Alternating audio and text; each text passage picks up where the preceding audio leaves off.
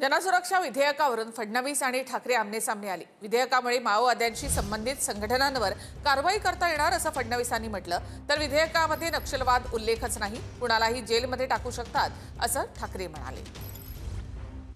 हे विधेयक पारित करताना अतिशय लोकशाही पद्धत आम्ही या ठिकाणी स्वीकारली आणि या बिलाच्या चर्चेदरम्यान हे मी स्पष्टपणे दाखवून दिलं की हे बिल कुठल्याही लोकतांत्रिक प्रक्रियेच्या विरुद्ध नाही, लोकशाही मानणाऱ्या आणि भारताचं संविधान मानणाऱ्या संस्थेवर किंवा संघटनेवर कुठलाही घाला घालणारं हे बिल नाही, तर केवळ आणि केवळ नक्षलवादी आणि माओवादी चळवळीशी संबंधित ज्या फ्रंटल ऑर्गनायझेशन्स आहेत त्या ऑर्गनायझेशन्सला बॅन करण्याकरता हे बिल तयार करण्यात आलेलं आहे।